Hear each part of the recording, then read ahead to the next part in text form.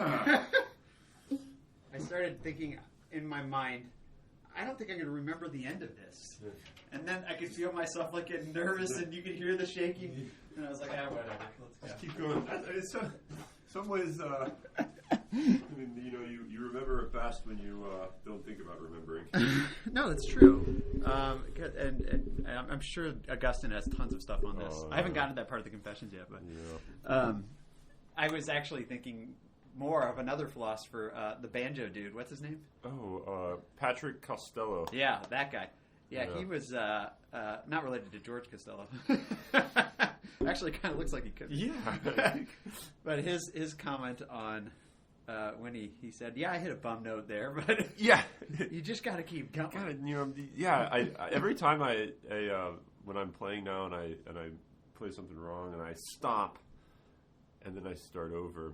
I think there's something good about that, but there's also something good about getting used to just being able to get back in rhythm rather than thinking the proper thing to do is to pretend as if that never happened. Yeah, and I also like what Costello says when he says, we're not perfect. And I think stopping and starting over is an attempt to grasp perfection, maybe. Yeah. And I like how he says it's in our imperfections that makes us human, or something like that, right? And so, it's a paradoxical thing, right? Because you think what makes you what makes a nature more itself, right? It's perfection, right? That's in fact what we call a nature becoming itself, right? Yeah. And yet, when you say something like it's in the imperfections of man that his perfection is, then you start saying something very weird and seemingly contradictory. But only to the one who has the either. I mean, you're basically saying what Nyssa says. Yeah, no, exactly. I think eternal that's progress. True. I think Costello would dig the Nyssa. Oh yeah. Maybe we should send him an email. Yeah. I'm not sure how many people. I can't remember which podcast which I've talked about Patrick Costello, I know. But he's this guy that does banjo tutorials, sort of. Really, they're life lessons. But he was mostly deaf, and he sort of teaches people how to play banjo. But at the same time, I think for him, banjo was simply a way for him to embrace life. So he has kind of a deep personal relationship with music through the banjo, and his dad taught it to him, and he remembered. Oh, really? Yeah. So, and you'll love this. He wrote a book, but because of other problems he had with, I don't know, his wrist or something, he couldn't type it, so he had to write it by hand. Oh wow! So he wrote the vast majority of this book by hand. I think it's called Just the Banjo. So anyway. But what was I going to say about that? Oh, one of the points that you brought up a number of times in, I don't know which podcast, but you brought up again here when you were kind of talking about how the banjo is his way of embracing reality. It's a lot like, I don't know if you've read Albert Borgman before, but we finished it in my seminar. I've read some of his stuff. Yeah.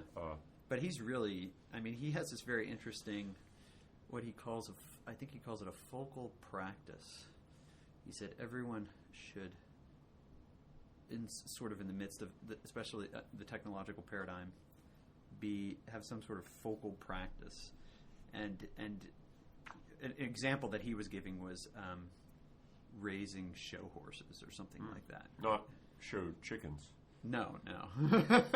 That book you lent me talked about that, but go ahead. About the show chickens. Yeah, raising chickens for show. But anyway, go ahead. That's something that could be a focal thing. Could be, right? could be. But his idea was, engaging with real things, like the presence of things, kind of like Schindler talks about. Mm-hmm. But doing it in a focal way with a community that does this. And in some sense, this was natural before, right? I mean, there's, for some reason, this has always stuck in my mind. It was about a decade ago. And my wife and I went to the, not Overland Park. Overland Park Farmers Market. Okay. I've been there. 75th and Metcalf-ish? Yeah. I think something so. like that. Somewhere around there. Yeah. But I remember thinking, a farmer's market in Overland Park. This is like the antithesis. Where are all these farmers coming from? They're coming from where I live. But we went there randomly on this one day, and even the fact that we didn't know this is sort of making my point. And it was the annual Overland Park Spinach Festival Day at the farmers market. And I was like, what? What does that even mean? And number one, I didn't know that, which is a problem. I mean, not that I had a problem, but we all have a problem, and I'm just a product of that. Yeah. But even the fact that they're celebrating like the yearly Spinach Fest of Overland Park is kind of a joke, because who grows spinach in Overland Park and then celebrates it, right? Yeah. You only celebrate something that is like a reality of your community, right? And so what you're celebrating is, I mean, maybe this is too drastic, but it's almost like a celebration of death, right? The death of our community. Let's remember that we used to once be known for our spinach growing. Yeah. And now we're known for... Yeah, I mean, going to festivals about spinach. Exactly, right. That remind us of the fact that people once here, that we're a community... We're folkily a community around spinach. Yeah. Whereas now we are... It's just like what Nietzsche says, of course. I mean, we can get to Nyssa here in a bit, but... I wonder if the people at the Smart Farmers Market read Nietzsche and thought about this. Yeah, I don't know. As soon as you talk about tradition, you know it's dead. Oh, yeah. And right, so when you think, traditions weren't things that people desire to come up with. Traditions are just things that people are part of, right? In some ways, traditions are unreflective. Yeah, because they're just life. Yeah. Unless they're traditions, and then they're not life. Yeah, and this is this is the Spinach Fest. Right? This is why what you have the tradition of. I mean, I grew up in Overland Park, so I can. I know.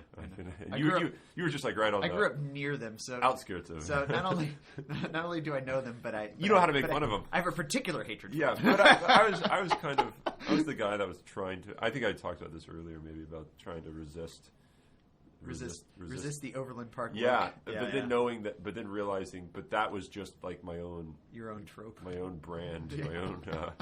My own image. So anyway. But Nietzsche makes this interesting point, and I think the Overland Park tradition is to have traditions, right? To like come up with traditions, and I think that's a really common modern idea is that we can come up with our own tradition because we come up with our own culture. We can come up with our own style, our own purposes, our own ends. Yeah. I mean, in some ways, it is distinctively modern, and you think in some ways politically, ethically, socially.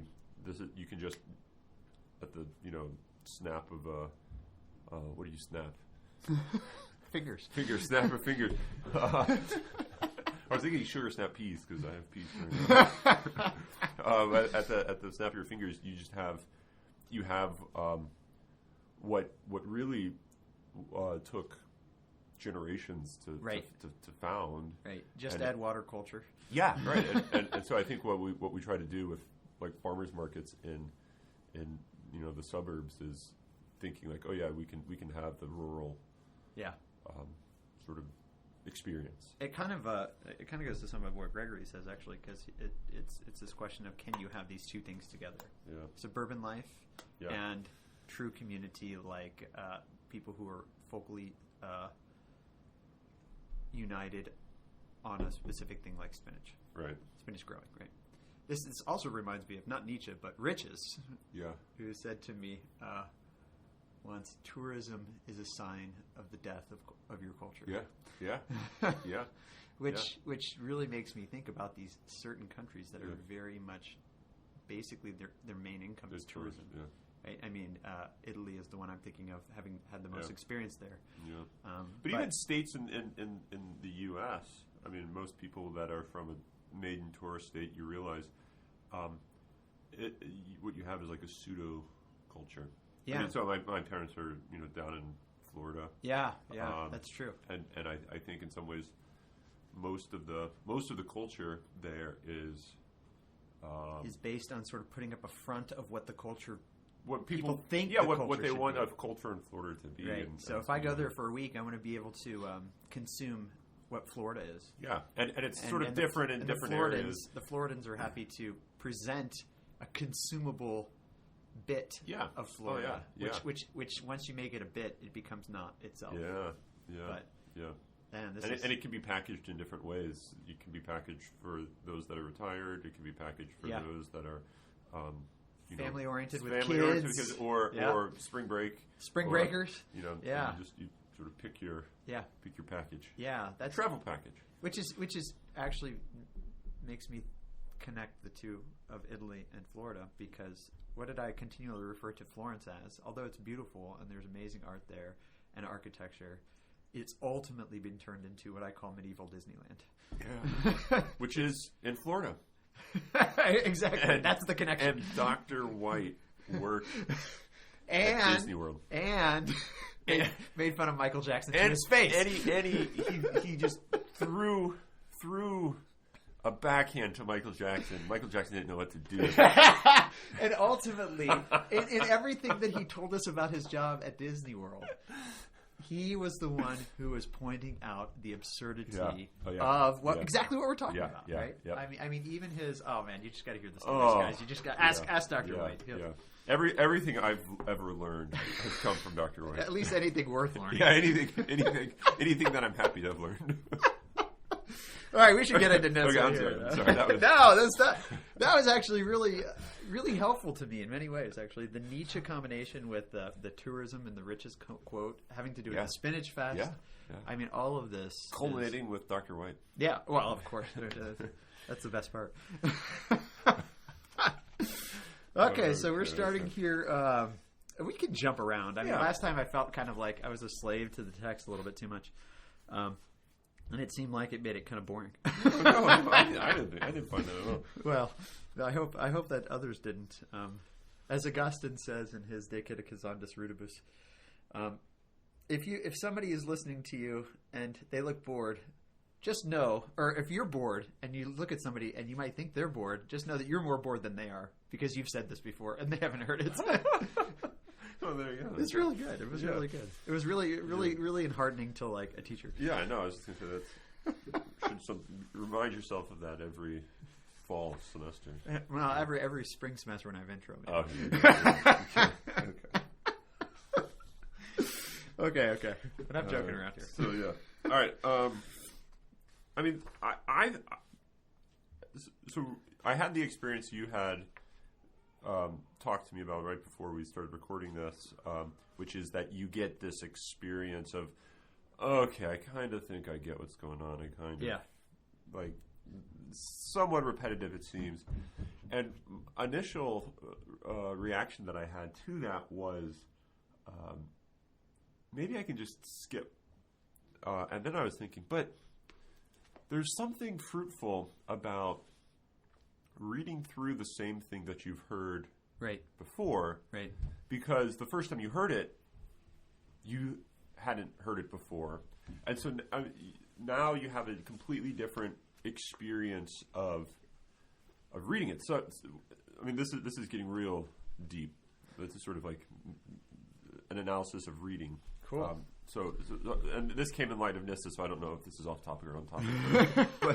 but I think it actually has to do with I'm going to tie it up with Scripture here in a bit. But this was the thought in my head was when you read Scripture over and over and over again, you think, okay, I know what's going on, right? I don't really have to attend to the text, or because I already know it, right? And I was thinking that. Yeah, I mean, I've actually, in a really, really bad way, sometimes you're reading like the Fathers of the Church, or you're reading somebody, and you're like, you know, they happily italicize Scripture, and so you're kind of reading through the text, and then you get to the italicized part, and you're like, okay, I'll not take calves out of thy house. Oh yeah, I know that one. I know that one. Okay, skip over that. Now move on to what Nyssa has to say. Yeah, like that's not only a temptation, but one that I fall through often. Yeah. I mean, something I probably did in this book. Yeah. Oh, I know I did it in this book. But then I was thinking, but the first time that I read it, when it was so interesting, I kind of thought it was interesting because I didn't know something then, and that now I know. And now when you get to it, you're like, oh, I now get it, which is the exact thing that Nyssa is trying to dissuade you of, trying to say, no. Arise and come. Arise and come. Yeah, you read it. Read it again, because in some ways you think you got it now, but you don't really have it. Augustine says this about Scripture. Really? For sure. Yeah, he says the Scripture is it's written in such a way, and maybe not such a way, but maybe I think he thinks this is just what it means, that it's inspired. Yeah. That the babes can take the milk from it, and the adults can take the meat. Yeah. But you can't take the meat until you've grown up. But you can't grow up unless you read the Scripture and meditate and contemplate and live in reality and all these things. Yeah. And only then, when you read a passage, does it become meat to you.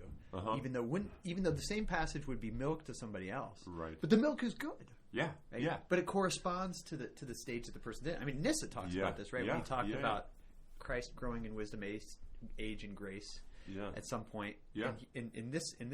I think it's this reading, yeah, and it does. It's different for different readers. Yeah, and sorry, I'm taking over here. Yeah, no. I mean, I didn't. I completely forgot that was actually in. So I might just be stealing Gregory, from him, but this may have been sort of. But that's sort of a sign of like it becoming. Yeah, I was going to say this might just be subtle. I'm reflecting in light of Nyssa without knowing it, which is to say it's actually becoming an actual like educational tradition for me. Going back to what we started with, right? Which can only happen when you attend to it. Yeah, right? Yeah, and so and I which think, is why writing in your books is so important. Yeah, and I think what I really thought was interesting about a lot of this was you get a lot of these themes, and when you're reading it, you can say, okay, I understand the basic picture, but what does that really mean for me or for right? And so there's a level of reflection on Scripture, but even just on anything, on truth. I think just truth in general. You can reflect on it in this deeper way, and it seems my experience of this early this morning revealed to me that I have a Eunomian approach to text, right? Like I know what Nyssa is doing. I know. I got his apophaticism. Yeah, I know. I've got his apophaticism. Right, I got it. It's in my back pocket. Today is Atchisonian, the yearly apophaticism festival. Where we all stand before each other in cloud of smoke, silent. We get what's going on here. Right, so I don't know. So that really shed light to me. Yeah. Kind of bringing Nyssa to flesh in many ways, like seeing like what he's saying is not something that like can stay on the page. Like, okay, I get it. Move to the next page. It's a ridiculous paradox if you think about it, because you think, okay, I've got it. Everything is mystery. Then you're like, wait a second. Once I said I got it, then I don't got it, right? Yeah. Because you can't get it. Yeah. And so to say, okay, I get everything is mystery, and now let's move on with life, is to not live in the mystery. Yeah. And to not. Yeah. It sounds exactly like the point you made about tradition and life, right? Once it becomes a known fact. Yeah. And Schindler even uses that word fact in a bad way. Yeah. Right? Once it becomes a known fact, it becomes unknown. Yeah, and once you can put you don't know it. Once you can put the parameters on, say, tradition or on truth, you've thereby limited it, because you did so with the hope of being able to grasp it or to reproduce it. Right. I mean, this gets to the Schindler information. Yeah. Not truth is information stuff. Right. And so once you put the limits on, okay, here's how we're going to reproduce this tradition from year to year, I think it has ceased to actually be capable of being a real tradition, right? Because the real tradition is something which is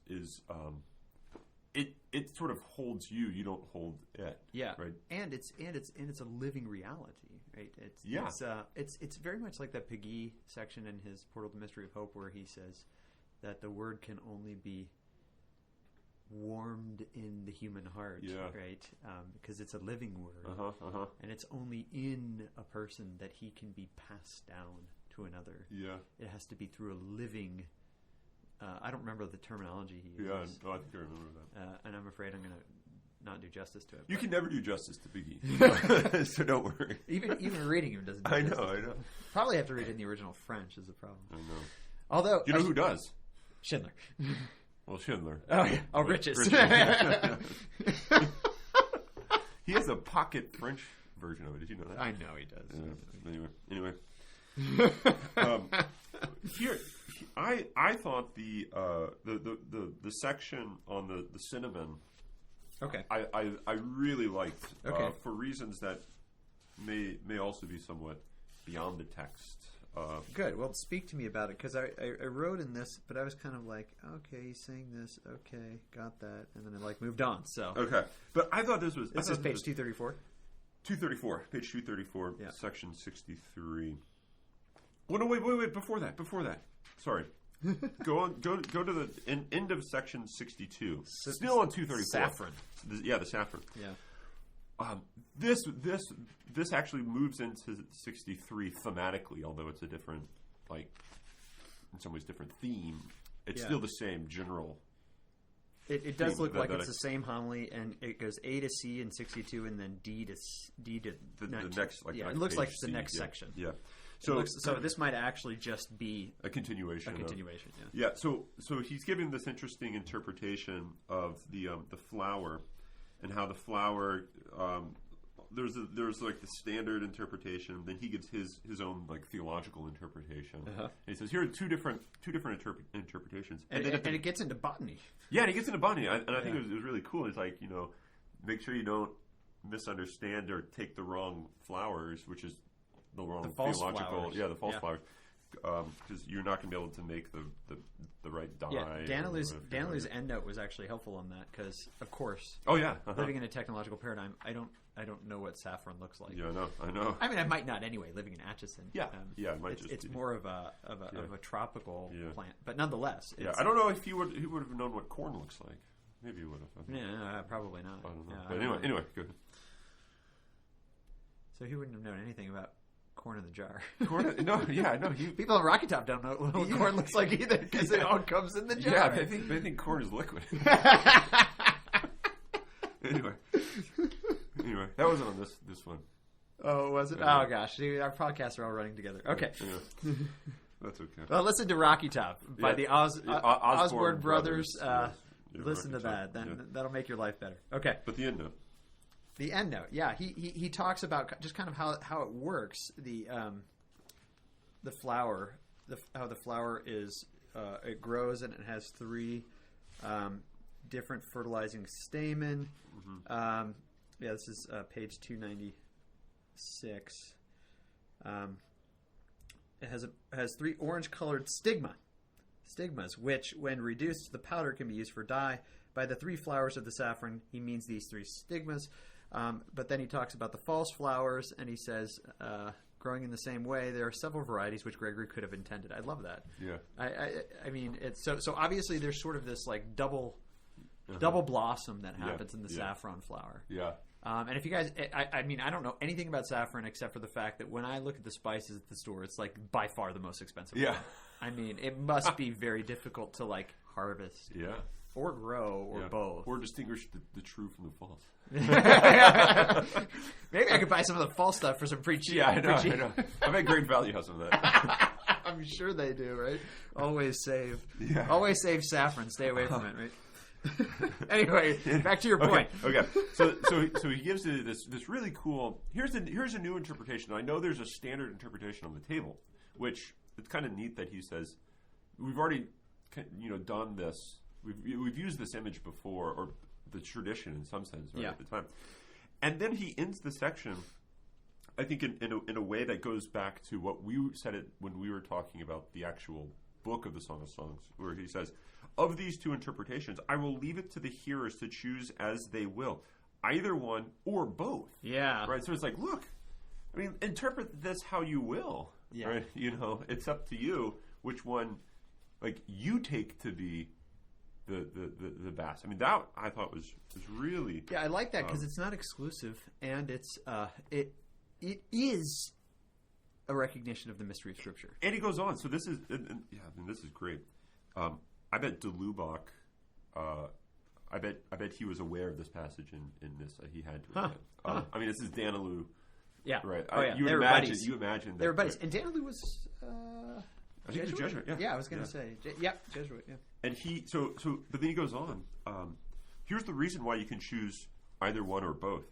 In a certain sense, they come to the same thing. For the one suggests the meaning of perfection, the other the possession of the divine nature. There is, of course, no perfection outside of the Godhead. So I think in some ways, what he's trying to say is the content comes to the same thing. But if you really understand it a little more, I don't want to say abstractly, but a little more universally, you see. Turn toward the one. Turn toward the one is all. I mean, in the sense that like the reason you can interpret it in this way, or maybe the way Augustine interprets it, or maybe the way,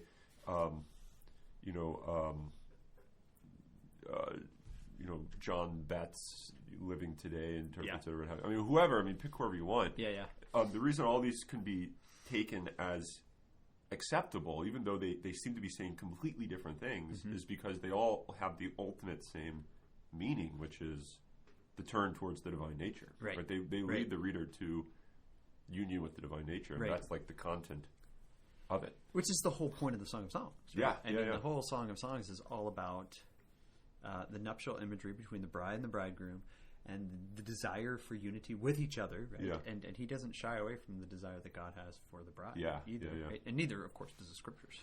Right? Which is the most important part. But it's all going back to this. It's all about this unity, right? Because that's the point. So I thought that was cool, but interestingly, that wasn't like what I was initially wanting to talk about with cinnamon. Okay, let's talk about cinnamon. But it pertains to the same sort of thing, because what's going on, I think, is you have these issues about how to read Scripture, and it that seems to kind of be in the background, although he's not explicitly worried about that. It kind of rears its head here and there throughout these two sections, because in the section on the cinnamon, he says, the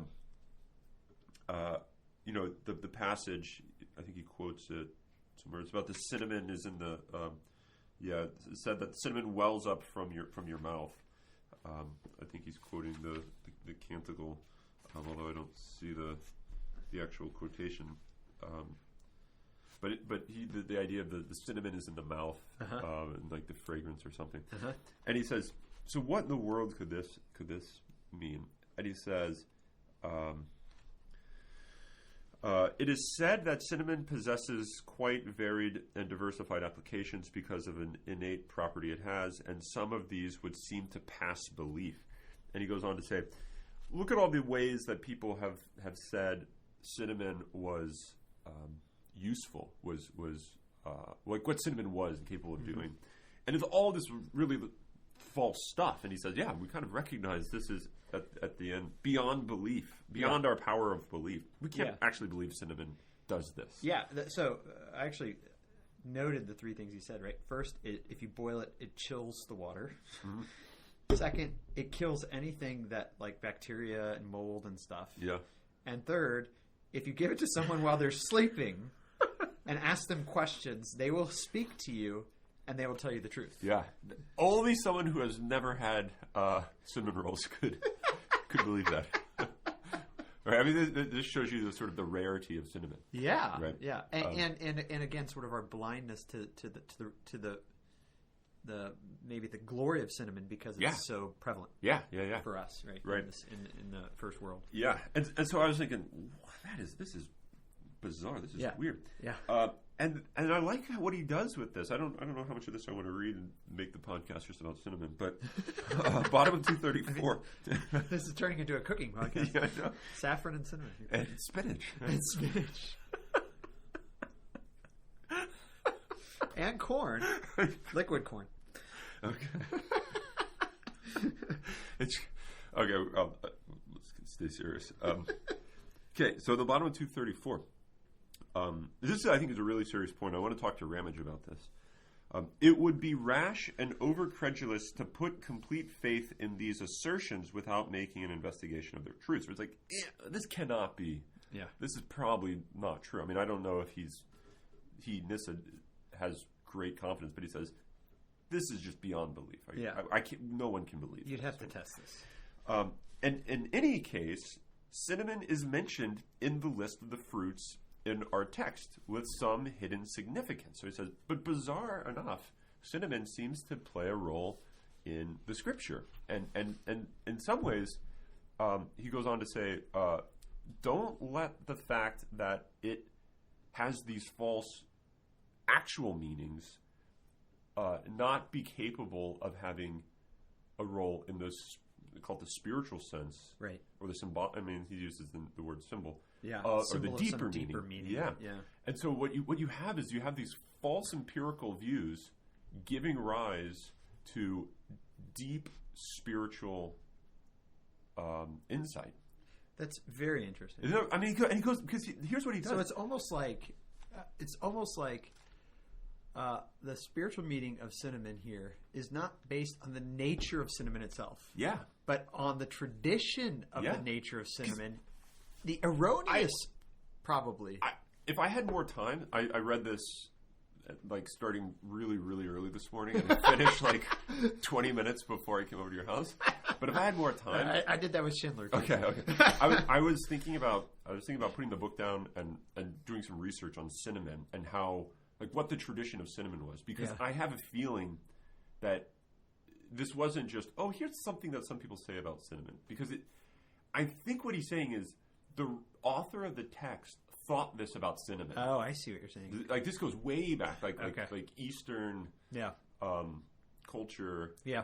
Like way back. And so the author intended for this understanding of cinnamon.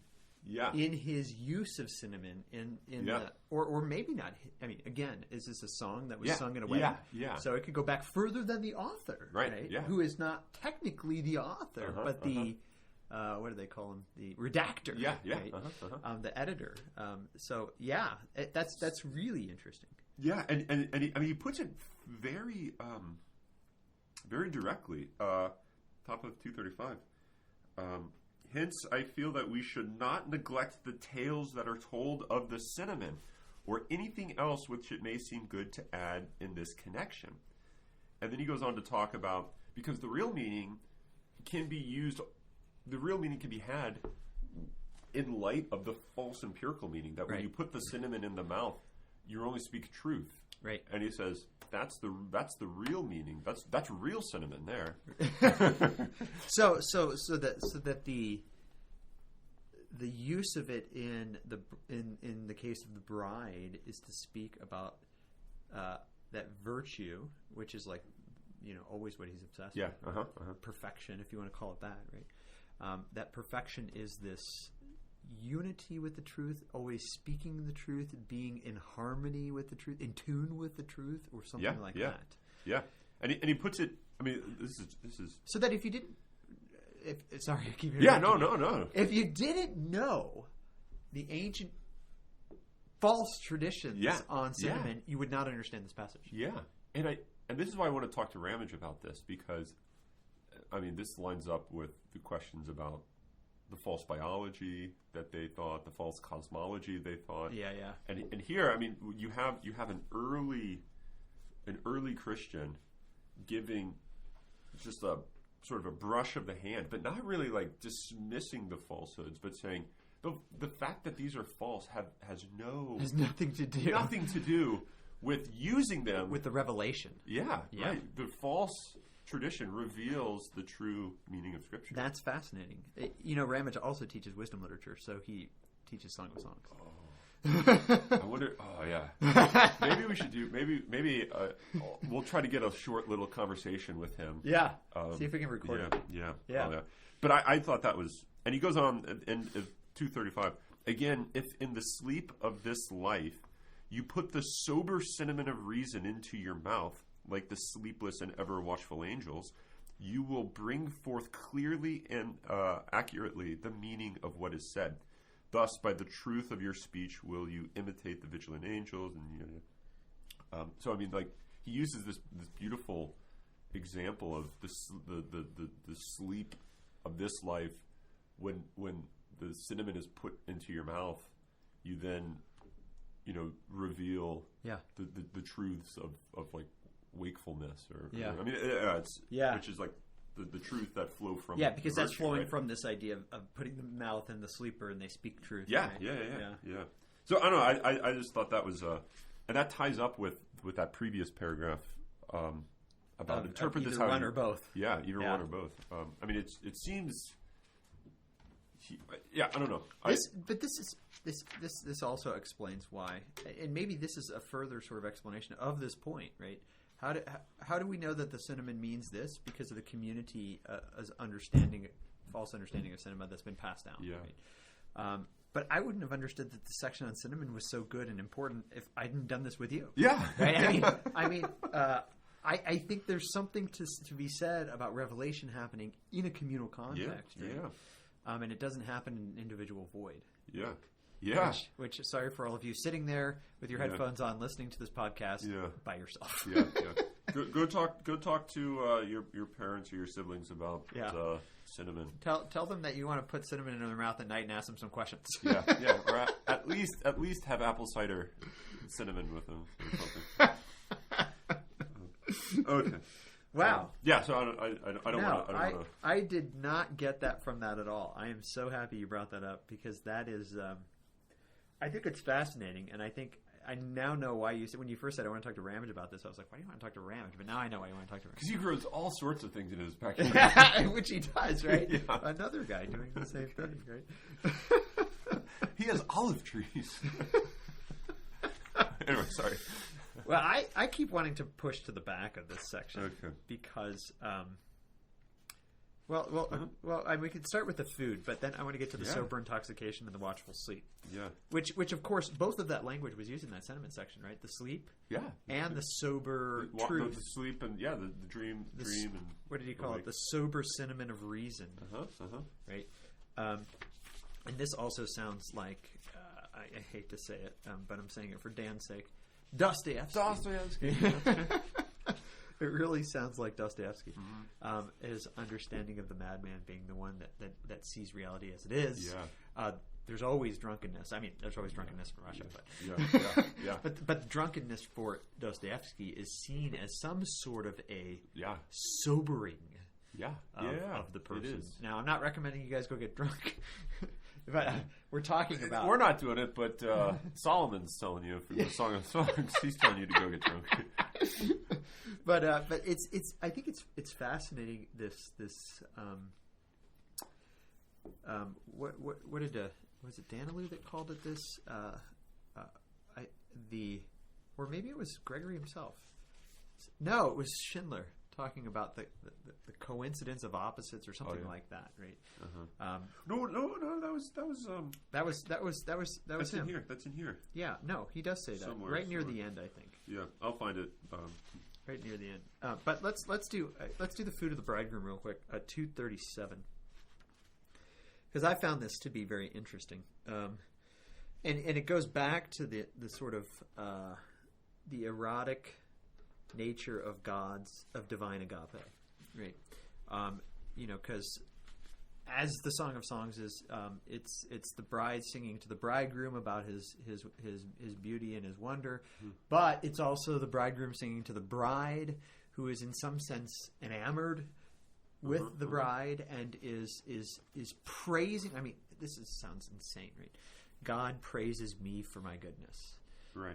That's stupid. I mean, first of all, it all comes from him. Second of all, what is it compared to him, right? I mean, you can't compare them because they're like, because we're talking about this radical distinction between ex nihilo good and goodness itself, right? The good, if you want to put it that way, right? And yet, that's what's happening here, right? Over and over again. And not only like, oh, you're good, but, your hair is like the flock of goats going down the mountain, right? And the fact that God Okay, this sounds really like probably people could get really pissed at stuff like this. But God has to resort to poetry to talk about the wonder of the mystery of man. Right? So that almost that I want to say, no, I guess I do want to say that God wonders. Right? God wonders. Right? This is reminding me of that. Two things actually. David C. Schindler's last lecture from Villanova. Yeah. Did you watch that one time? Yeah, I think so. It's all on Plato and Wonder. Yeah, it's super good.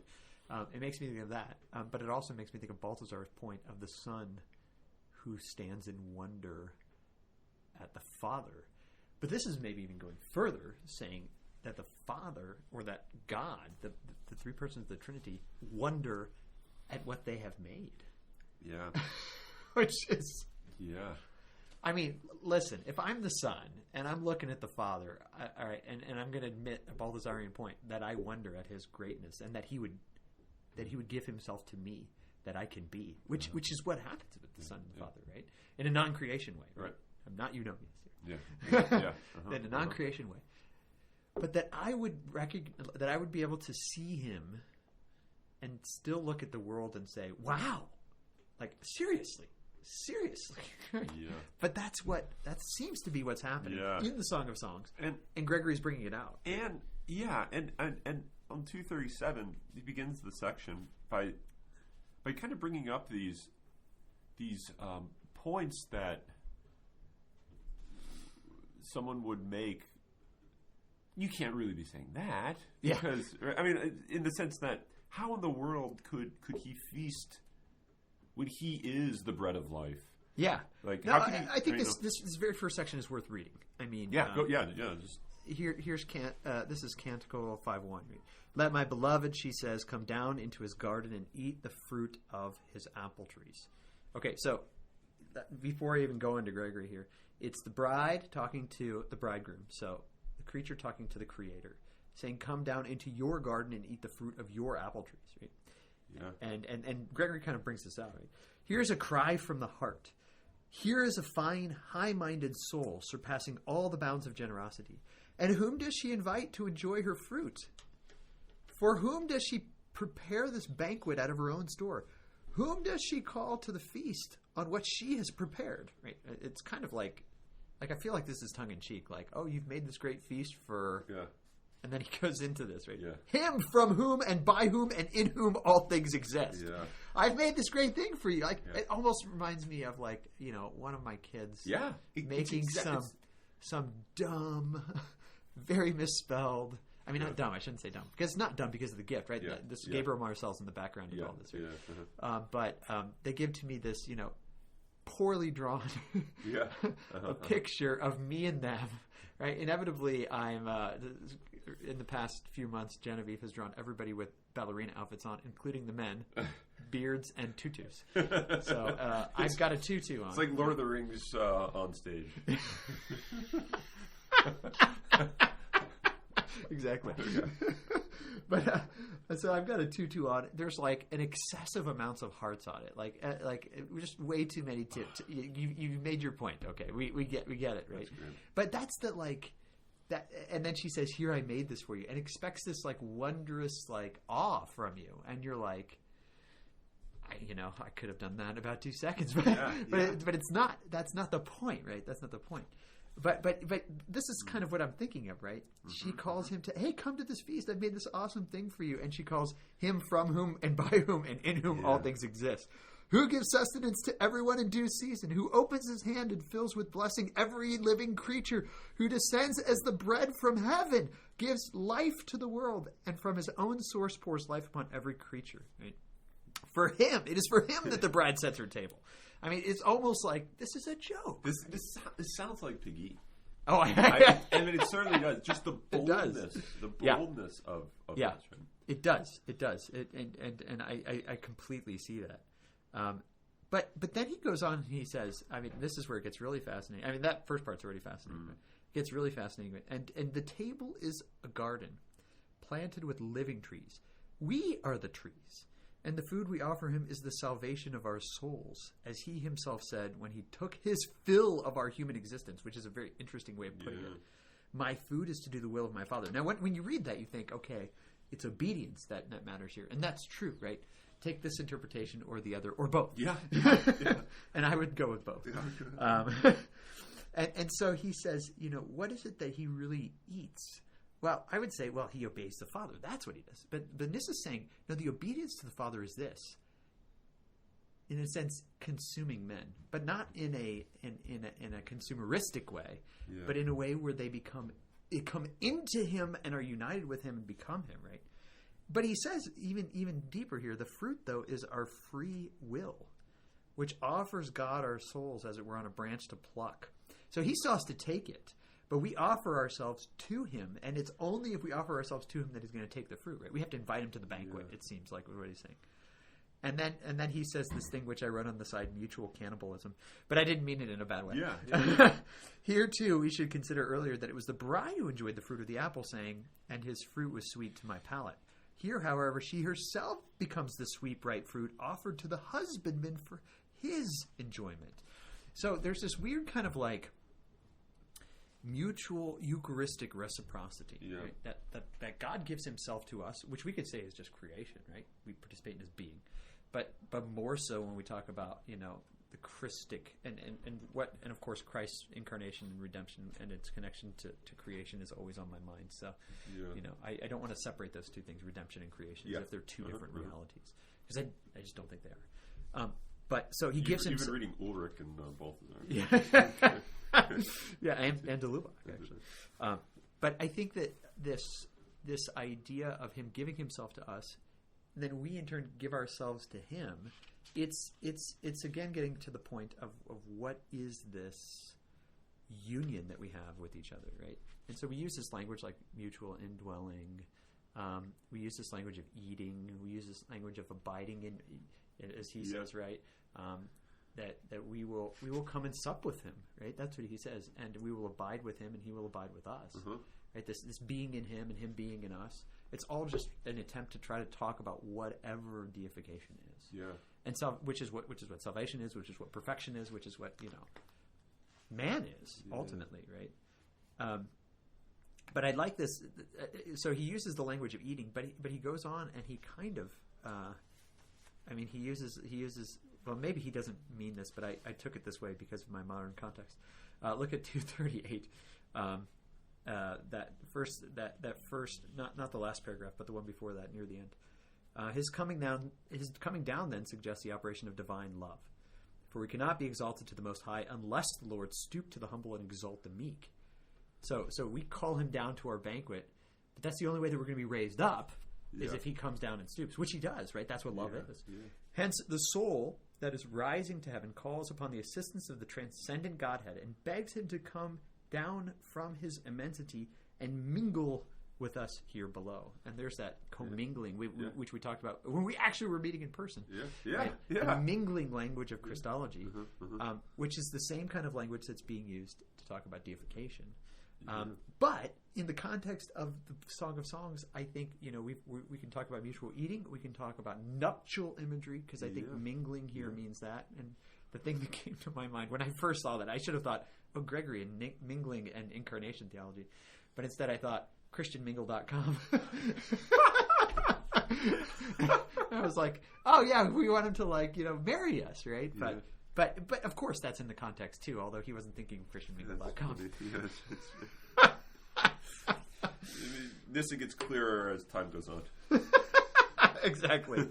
Thanks to hilariously funny internet dating sites for Christians.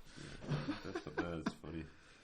So I don't know if you had anything to say about all that. That's great. I didn't have as I thought this was a great section, but I didn't have as deep of reflection as that, which sort of once again highlights the point you made earlier. That we do this together. Yeah. But yeah, I mean, maybe just in light of something you said, I had a thought, maybe carrying on this idea of the banquet. We tend to think that the reception of the Eucharist is our participation in the heavenly banquet or the eternal banquet. which it is, but it also seems that the only way that it's a worthy reception is that if it's actually an invitation to like, I don't know how to put it, an earthly banquet that you've in this sense laid out in the Song of Songs that you've prepared for him. Yeah. Right? So that the only way to participate in the heavenly banquet is by sort of I just imagine, like, really, once again, this is bad imagery because I'm a modern individual, but maybe that means it's not actually horrible imagery. You just got to take it for what it's worth. Yeah. Jesus with his entourage looking for a party to bring his party to, right? It's like, I've got this great. He's got the band and everything, right? And he's bringing the food, endless wine, looking for a place to bring his banquet. Yeah. All right. And here you have this sort of lousy reception hall. Knights of Columbus Hall. Knights of Columbus Hall prepared, but you've done everything to prepare. Right, but the thing is you got the daylight donuts. You got the you got the Folgers coffee. You've done everything. I mean, this is why I think what's going on is this beautiful understanding of the debate over Pelagianism, and why there's something that has to be done by you, but there's also something that has to be done by God, and it's not; these are not entirely separate, right? Right, because you can't think of the preparation of the one as separated from the other, but yet they're still actually distinct. They're still actually mine. Yeah, and mine is still mine, and his is still his. Yeah. In a real way, even though they're not distinct. Yeah, and or they're not actually separated. Yeah, and so it's not right. So, but I was using that imagery of the party, so to speak, can only happen. The banquet can only happen if it finds a home that has prepared for it, and now, as lousy as the Knights of Columbus Hall can be with daylight donuts and little punch bowl, by making it receptive of the plastic this ladle. the plastic ladle. You're picturing exactly what I'm picturing. Because we've all been to that party, right? Yeah, and then all of a sudden you think this is really, really. You have a tape player and you're playing. You're playing tapes, and all of a sudden, John Michael Talbot. You see the entourage, and you're like, "Hey guys, come on in." Yeah, and it's a bold move. We've got punch. It's the boldest move you could make. Yeah, right. Yeah, exactly. Bring your live band, guys. Come on, right? And that just perfects that banquet. It perfects your banquet. I mean, I don't know. That was in light of what you were saying. I love this image, but I think it goes deeper than that. So when the band shows up, and Jesus and the entourage come with their awesomely prepared foods and party, he is super excited to ladle the punch into the solo cup. That's great. Yeah, from the plastic ladle. Yeah, because suppose you were to say no. You brought the good stuff. Let's put the stuff away. Let's bring your stuff out. He says no. I am more thrilled that you provided the plastic punch bowl with the Kool-Aid. Yeah. No, it can't be Kool-Aid. It's no Kool-Aid in religious context is it's like Save Sprite with Hawaiian Punch. Lemon lime. It wouldn't be Sprite. Lemon lime. And he's just so thrilled. Yeah, but he's not. And there's this weird man, and this is where it gets scandalous. And this is what the point I was trying to make. He doesn't want the stuff he brought. Yeah, he wants to always save lemon lime. Yeah, that's what he wants. Yeah, because you're giving it. Yeah, and he actually desires. And I think we've all had friends like that, and in some ways, maybe you've even been like that to other people, especially children. Yeah, oddly. Yeah, you kind of prefer to hang the little tutu picture of Gimli on the fridge, rather than some Caravaggio beautiful icon, because in some ways what happens is that little Gimli picture is more iconic in a sense, right? That's a good way of putting it. That's a really good way of putting it. And so in that analogy, then he also desires us. And so we like, I think, and I think you were making this point too, but I think we go to the Eucharist and we think, now we're getting the good stuff from God, which is true. Yeah. But I don't know. I have this idea of him saying, now I'm getting the good stuff. Yeah, yeah. Right? This is what I've longed to eat this. What does Jesus say? I've longed to eat this Passover with you. Yeah. I thought you were going to say, long have I waited for your God. No, I was trying to make a serious point. Yeah. But that's a scriptural imagery too, even from that song, which is horrible. Yeah. Right? Okay. Yeah. But yeah, I've longed to eat this supper with you. Yeah. Right? I mean, that's. I think that's a great passage to bring up here, and I think that's the image we're trying to get. Yeah.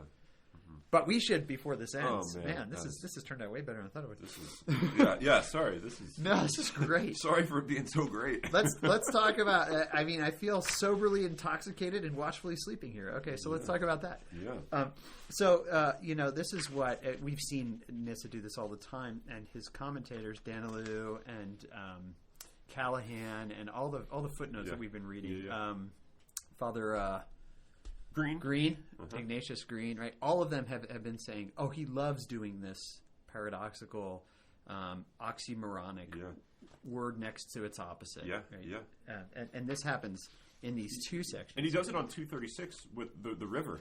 The river is also the well. The well, which has still water, is running water. Yeah. But we don't have to go back to that. But even that is the standing still and the running, which is the perfection of continually changing for the better. Right? And he even prefaces by saying, now, here is a very strange paradox. Yeah. I love it when he actually uses the word paradox because we all know it's there. Right? Yeah. But on page 239, so he's talking about this passage 5:1. Eat, my friends, and drink, and be inebriated, my brothers. And so he uses the image, and he says this is a foreshadowing of eat and drink, eat my body, drink my blood from the Gospels. And he says, and the Gospels is what indeed this is in word, right? So it's the fulfillment of this prophecy. Right. But I love this, and I was thinking Dostoevsky when I was reading this. All intoxication causes the mind, overwhelmed with wine, to go into, there's the word, his favorite word, ecstasy. Right? To stand outside oneself, right? To go beyond oneself. Hence, what is urged in our text actually is realized in the gospel through the divine food and drink. And this constantly recurs insofar as there is a continual ecstasy. Okay, so you're continually going out of yourself. Yeah. So you go out of yourself, and then when you're out of yourself, you're somewhere else.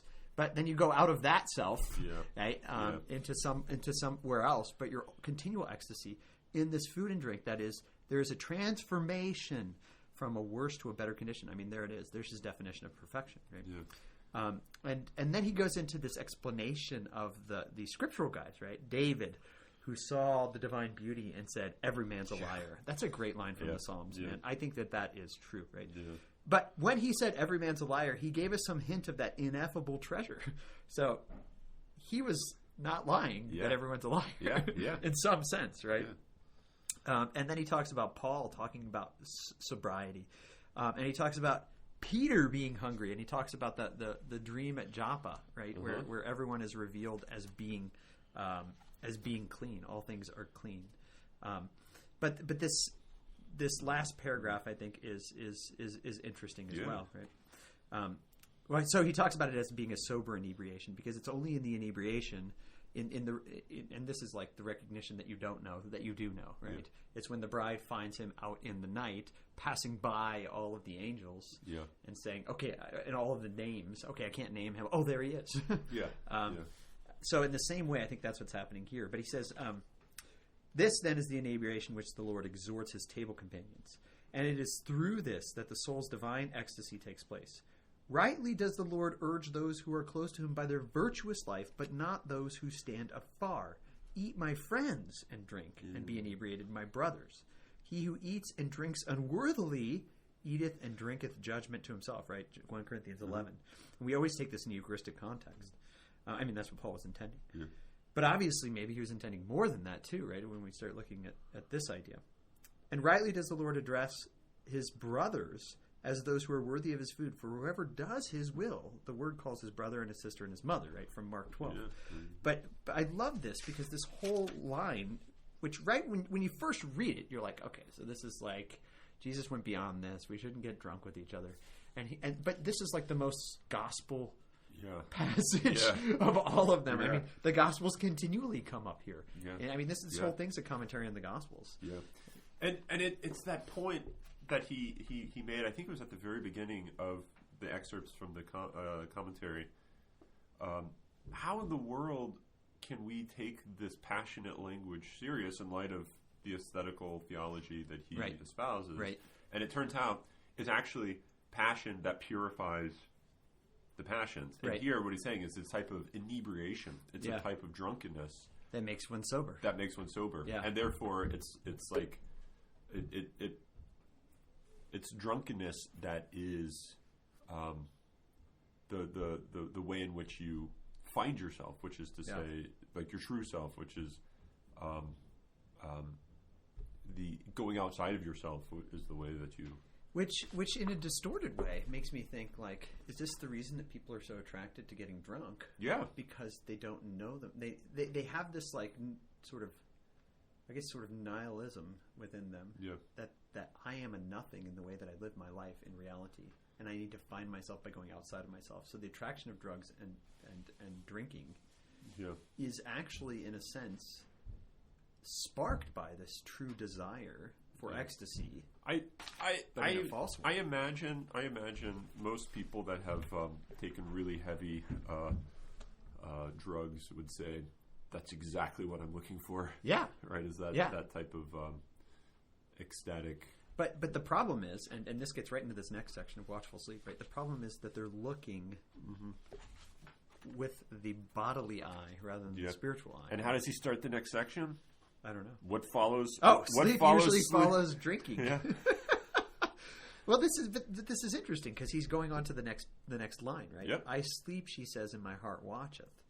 Right? And so he says, after the banquet, after they've drunk together and had a good time, then they got to sleep. But it's a strange sleep, as he says.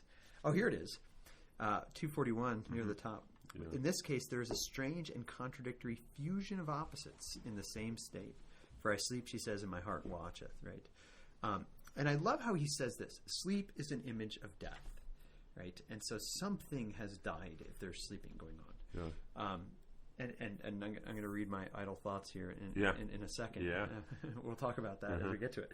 But sleep is an image of death. All the body's sensory perception is suspended. In sleep, sight, hearing, smell, taste, and touch do not perform their function. Right? So something dies, and yet it's not talking about literal sleep here. It's talking about something else going on. And the way he kind of explains it on the next page is what we're really talking about is mortification, right? Especially this very last section I found to be fascinating. He says, man enjoys two types of pleasure. One is spiritual without passion. The other occurs in the body and derives from passion. Now, I think that there's a passion above passions that you were just talking about, right? Yeah. That it's passion that purifies passion. But I don't think he's using that term in a passion. Right. He's not using the term passion for that, right? And this kind of gets into the Schindler stuff. Really. Yeah. But he goes on, and of the two of these, the one which the free will chooses is the one that holds sway. Thus, if we look only to the senses attracted by the pleasure which they produce in the body, those guys who go for actual alcohol and drugs in excess, right? We would live our whole lives without tasting the divine delights. This is fascinating because the higher can somehow be overshadowed by the lower. I wrote on the sideline, this is why we practice mortification and asceticism. Yeah. Because the higher can be overshadowed by the lower. And I think it goes back into this idea that there's these contraries that can't be together. Yeah. And that's sort of the obsession with the passions of the flesh versus the obsession with the passions of the spirit, right? And so if you are obsessed with one, you will never taste the divine delights. That's why asceticism happens, right? He goes on, though. But for those whose desires incline them towards God, a good awaits which nothing can overshadow. And they will come to feel that they must avoid all things that bewitch the senses. And this is like all I think about when I think about sort of a technological paradigm and all that. Yeah. what is bewitching me? Yeah. And there's so many things that bewitch me that only in like living in an ascetical way can I see them as bewitching. So it's almost as if what we need is a new exemplification, a new manifestation of virtue, just the generic sense of that Gregory's talking about, because there's new types of bewitchments. So you're saying what we need is a new but very different Saint Benedict. Yeah. As Alistair McIntyre ends his book. That's what we need. Right. I know. I think that's true, right? Because we need to be... There's new types of asceticism. Yeah, there's new spells being cast on us. Mm-hmm. And again, it's about sight, right? It's I need to be able to live a way of life that somehow is saves me or is the antidote to the bewitching, right? But this last line is great too. Or this last couple lines. Thus, the soul, enjoying alone the contemplation of being, will not awake for anything that arouses sensual pleasure. After lulling to sleep every bodily motion, it receives the vision of God in a divine wakefulness with pure and naked intuition. This is John of the Cross, through and through. How does his poem start? That he writes the whole thing on, right? Yeah. You know what I'm talking about? Yep. Yeah. It's about... He goes out at night. He went out into the night when all his house was asleep. The house was asleep. When his whole house was asleep. And he specifically explains in his ascent to Mount Carmel. When I say the whole house is asleep, what I mean is the lower passions. The passions. Yeah. The passions have it's been... only when they have been lulled to sleep that I can go out and it's the poem sounds like it's this stealthy thing that has to happen. I've got to sneak out of the house while they're asleep. Yeah. So that I can go, and what does he do? He goes and he finds the child and strokes the child and holds the child. Yeah. And it's all about this like unity with God that only happens when the passions have gone to sleep in some sense, right? And so I think this is completely like this is exactly what John of the Cross is getting at. Yeah. But anyway, this has not been idle thinking. No, but we should end here. But here's how I want to end. I have there's a great recording of apparently this is a book. I thought it was just a short sort of essay, but not like an essay like a philosophical essay, but like a literary essay. Yeah. But it's a book by this guy Jerome K. Jerome, and it's called "The Idle Thoughts of an Idle Fellow," and he has a chapter called "On Being Idle," which you found it on YouTube, right? Hugh Laurie, who plays. You might know him from House, but I know him better from Jeeves and Wooster, which you should be watching. He plays Wooster, and he reads it. But he talks a little bit about bed. So let me read a little bit of Jerome K. Jerome. The wakeful sleep. And specifically how, right when Nyssa said that sleep is like a kind of death, I thought, oh my gosh, it's Hugh Laurie. Or really, it's Jerome K. Jerome. He says this, okay. I think myself I could keep out of bed all right, if I once got out. It's the wrenching away of the head from the pillow that I find so hard, and no amount of overnight determination makes it easier. I say to myself after having wasted the whole evening, well, I won't do any more work tonight. I'll get up early tomorrow morning. And I'm thoroughly resolved to do so. Then. In the morning, however, I feel less enthusiastic about the idea, and reflect that it would have been much better if I had stopped up last night.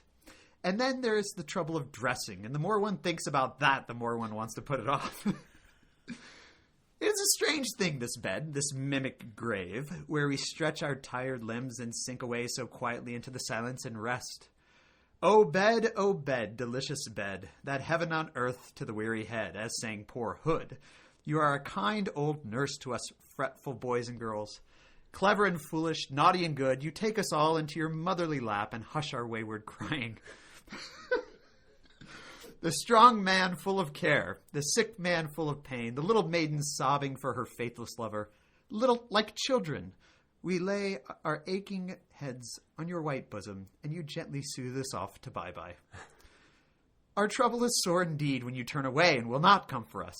How long the dawn seems coming when we cannot sleep. Oh, those hideous nights when we toss and turn in fever and pain, when we lie like living men among the dead, staring out into the dark hours that drift so slowly between us and the light.